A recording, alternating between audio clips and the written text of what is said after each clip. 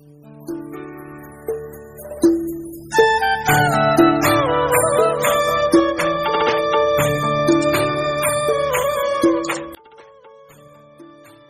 दोस्तों, आपका कृष्णवाणी चैनल में स्वागत है। वर्तमान अवस्था से मुक्त होना चाहते हो तो अपनी मानसिक दुर्बलता को दूर करो। मजबूत मानसिक स्थिति के साथ ही परिवर्तनशील निर्णय लिए जा सकते हैं। दूसरों को नियंत्रित करने वाला शक्तिशाली हो सकता है, लेकिन स्वयं को नियंत्रित करने वाला उसे भी अधिक शक्तिशाली होता है। जो आप पाना चाहते हैं वह मांगने से नहीं मिलेगा, आपको उसके लायक बना होगा। उस मनुष्य की ताकत का कोई मुकाबला नहीं कर सकता जिसके पास सब्र की ताकत हो। गलत लोगों की हार उसी वक्त तय हो जाती है जब सही लोग अपने आप चुप हो जाते हैं। यह आवश्यक नहीं कि हर स्थान पर हम उत्तर दें। कुछ बातें हमें ईश्वर के ऊपर छोड़ देनी चाहिए, क्योंकि जब ईश्वर उत्तर देता है तो सारा संसार मौन होकर सुनता है।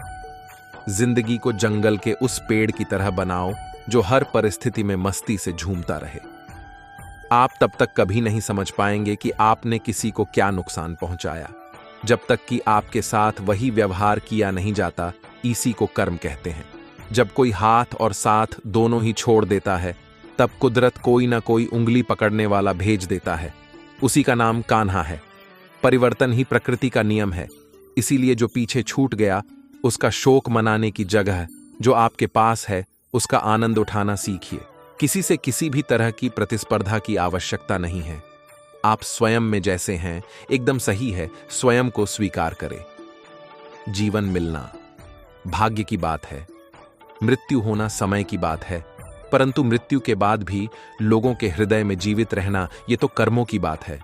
आपकी उपस्थिति से कोई व्यक्ति स्वयं के दुख भूल जाए तो यही आपकी उपस्थिति का महत्व है। प्रसन्नता की अभिव्यक्ति कहीं भी की जा सकती है, परंतु पीड़ा को अभिव्यक्ति करने के लिए कोई खास अपना चाहिए होता है। भगवान से प्यार और इंसान से प्यार में क्या फर्क है?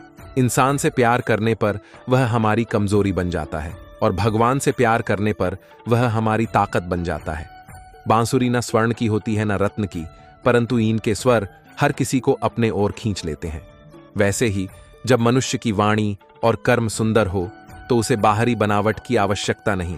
बांसुरी की तरह वह भी ईश्वर को प्रिय होती है।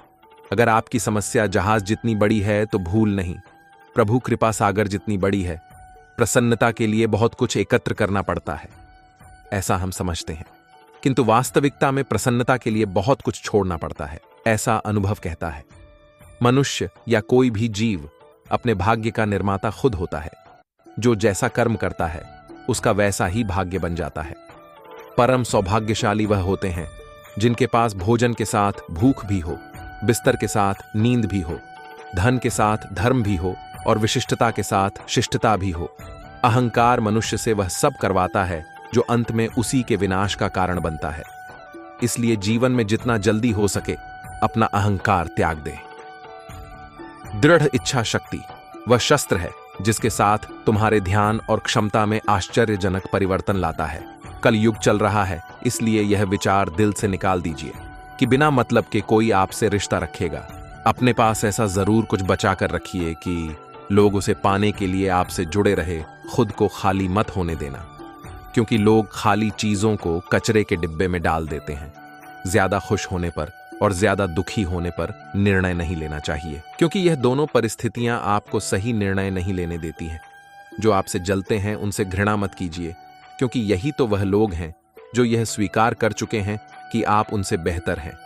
किसी को डर है कि भगवान देख रहे हैं और किसी को विश्वास है कि भगवान देख रहे हैं।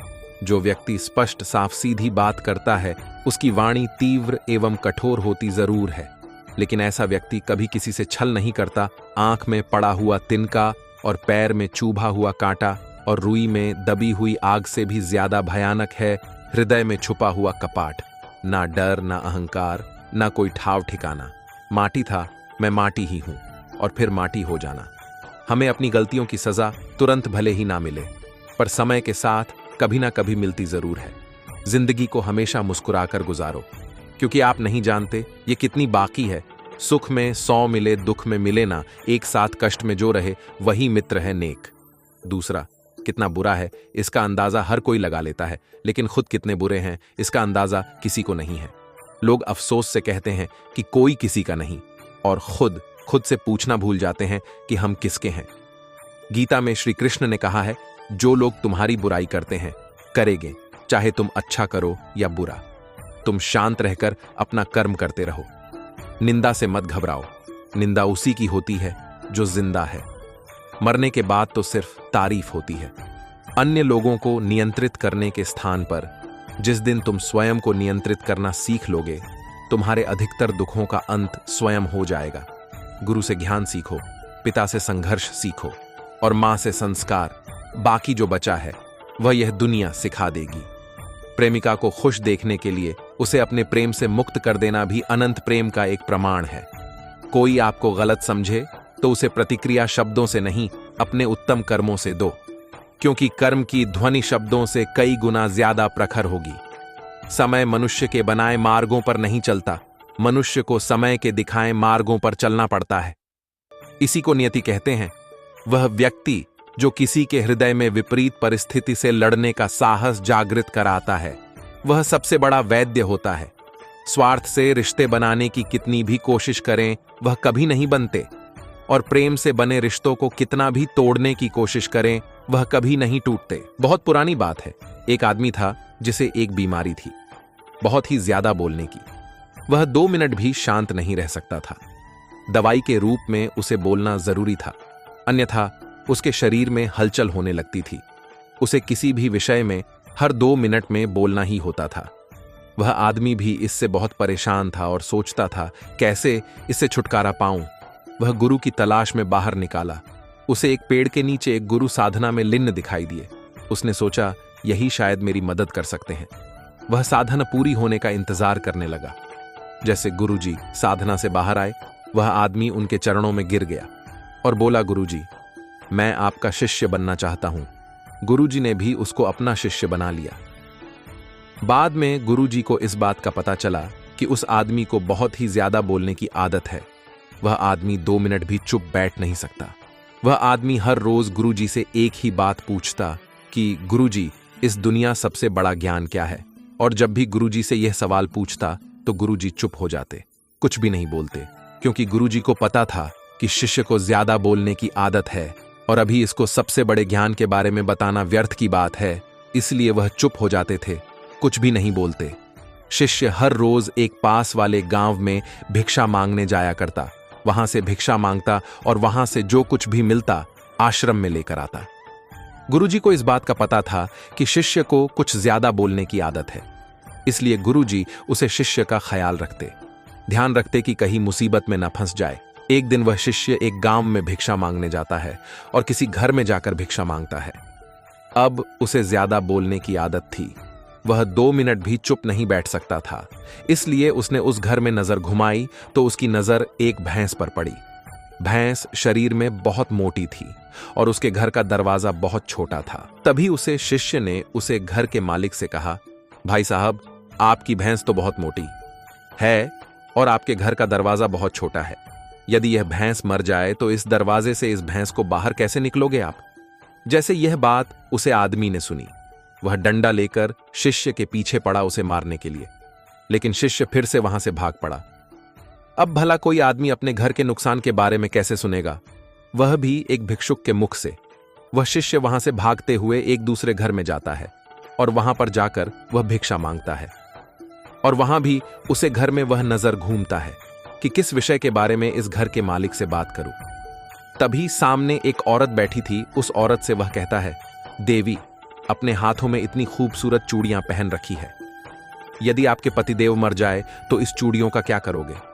वह औरत भी शिष्य पर बहुत गुस्सा हुई और डंडा लेकर उसके पीछे दौड़ पड़ी।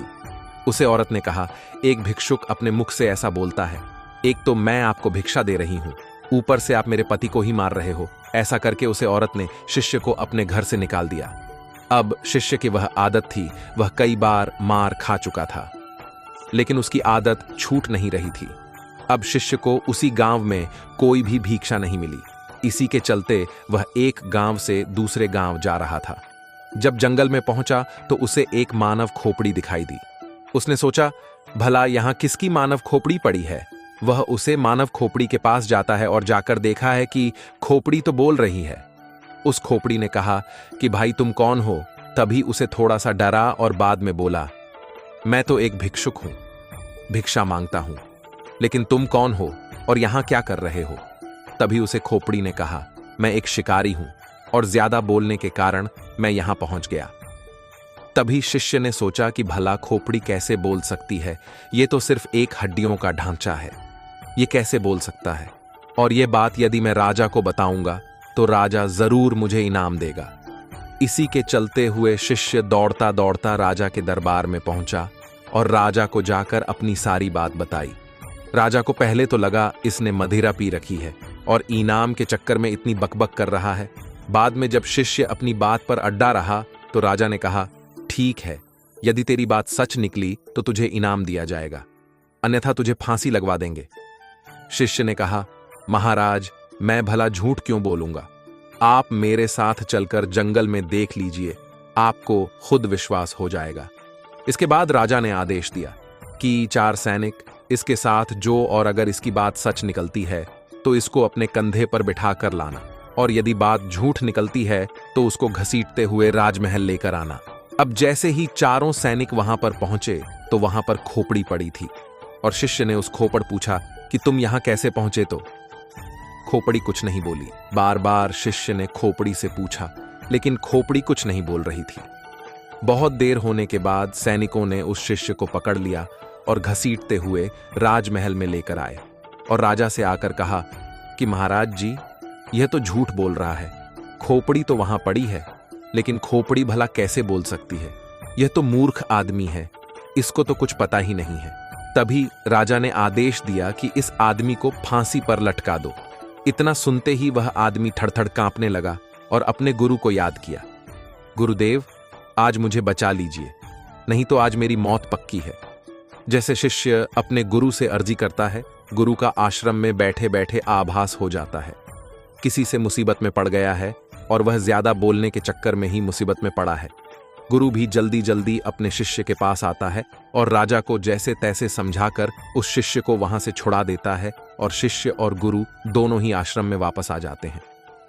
तभी वह गुरु कहता है कि मैं तुझे कितनी बार कहा है कि ज्यादा मत बोलो, ज्यादा बोलने के चक्कर में आदमी कभी कभी बुरा फंस जाता है। तभी वह शिष्य कहता है, गुरुजी, मेरी आदत पड़ गई है, अब मैं चाहकर भी इस आदत को छोड़ नहीं पा रहा हूं। मुझे पता है कि मुझे सिर्फ दुनिया का सबसे बड़ा ज्ञान मिल जाएगा तो मेरा मन अपने आप शांत हो जाएगा, मैं अपने आप चुप हो जाऊंगा। लेकिन आप हो कि मुझे सबसे बड़ा ज्ञान बात ही नहीं रहे हो। मैं आपको कितने दिनों से पूछ रहा हूं। जैसे ही उस शिष्य ने सवाल किया, गुरुजी फिर से चुप हो गए, कुछ भी नहीं बोले। अब वह शिष्य गुस्से में वहां से चला जाता है और कहता है, गुरुजी, मुझे बड़ा ज्ञान बताना ही नहीं चाहते। इसके बाद वह शिष्य एक तरफ जाकर बैठ गया। रात का अंधेरा पड़ गया था, शाम हो गई थी। प्रकृति में पाए जाने वाले हर चीज अपनी गहरी नींद में चले गए। तभी शिष्य आकाश में देखा है, सारे तारे टिमटिमाते हैं और रात की एक शांत आवाज सुनाई दे रही है जो अंधेरी रात में हमेशा सुनाई देती है। तभी शिष्य को धीरे धीरे एक आभास होता है, उसको एक आवाज सुनाई देती है। वह आवाज थी मौन की।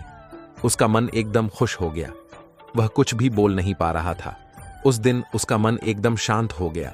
उसको एक अलग सा आभास होने लगा, उसको एक अलग सी शांति प्रतीत हुई और उसको लगा कि शायद दुनिया का सबसे बड़ा ज्ञान यही है। और गुरुजी हमेशा मुझे बताते आ रहे थे, जब भी मैं उनसे पूछता तो वह शांत हो जाते, कुछ भी नहीं बोलते, और यही दुनिया का सबसे बड़ा ज्ञान है। ज्यादा बोलने के चक्कर में कई बार मुसीबत में फंसा तो गुरुजी ने ही मुझे बचाया और गुरुजी मुझे हर बार ज्ञान दे रहे थे, लेकिन मैं ही इस ज्ञान को समझ नहीं पाया। तभी वह शिष्य बैठकर पूरी तरह मौन का आनंद लेता है, शांति का आनंद लेता है। उसके बाद वह शिष्य वहां से उठकर अपने गुरु के पास जाकर बैठ जाता है, चुपचाप बिना कुछ बोले। तभी गुरु को पता चलता है कि शिष्य को मौन मिल गया है। तभी वह गुरुजी कहते हैं कि दुनिया का सबसे बड़ा ज्ञान मौन नहीं है, लेकिन मौन ही रास्ता है सबसे बड़े ज्ञान को पाने का। सबसे पहले हमें मौन होना पड़ेगा, तभी हम सबसे बड़े ज्ञान को पा सकते हैं। उसके बाद गुरुजी कहते हैं, इस दुनिया का कोई भी शब्द मौन से बड़ा नहीं हो सकता। मौन एक तपस्या है, मौन एक साधन है। इस मौन को हर कोई धारण नहीं कर सकता, और जिसने भी धारण किया वह दुनिया का सबसे बड़े ज्ञान के चरम पर पहुंच जाएगा, सबसे बड़े सुख के चरम पर पहुंच जाएगा। उसके मन में किसी भी तरीके का सवाल नहीं रहेगा, सब सवाल खत्म हो जाएंगे, कुछ भी नहीं बचेगा, शून्य बचेगा, एक बिंदु बचेगा। बस उस बिंदु में ही चलता है असली मौन का दिया। उसके बाद वह शिष्य कहता है, गुरुजी, आखिर मौन कैसे रहूं? मैं जब भी ध्यान करने बैठता हूं तो मेरा मन एक जगह लगता ही नहीं, मेरे मन में हजारों विचार आते हैं। मैं जितना मौन होने की कोशिश करता हूं इतना ही मेरे मन में ज्यादा विचार आते हैं। ऐसे में मैं क्या करूं? उसके बाद गुरुदेव ने कहा, मेरी बात को ध्यान से समझो। जब ध्यान करने बैठो तो मन को किसी तरह शांत करना है। इसे एक कहानी के माध्यम से समझो। एक किसान था और वह गुरु के पास जाता है। कहता है कि गुरुजी, मेरे जीवन में बहुत कामकाज है, मैं काम करके थक जाता हूं, मुझे कुछ समाधान दीजिए। उसके बाद वह गुरुजी उस किस को एक जीन देता है और कहता है कि जिन को अपने घर ले जाओ, इससे जो भी बोलोगे वह सब काम यह जिन कर देगा। लेकिन हाँ, एक बात का ध्यान रखना, इसको खाली मत रखना। यदि इसको खाली बिठा दोगे तो यह तुम्हें खा जाएगा। किसान ने कहा, गुरुजी, खाली बैठने का तो काम ही नहीं है, मेरे पास तो इतना काम है कि यह पूरी जिंदगी व्यस्त रहेगा। इसके बाद वह किसान उस जिन को लेकर अपने घर चला जाता है। लेकिन वह जिन था, हर काम को बड़ी जल्दी कर देता था। उसने तुरंत किसान का काम कर दिया। जब खाली हुआ तो किसान ने आरुष पड़ोसियों के काम करवाए, फिर भी, लेकिन वह जल्दी काम को खत्म कर देता और काम खत्म करके वापस किसान को बोलता कि मुझे जल्दी काम दो, नहीं तो मैं तुम्हें खा जाऊंगा। अब किसान इस चीज से परेशान होने लगा।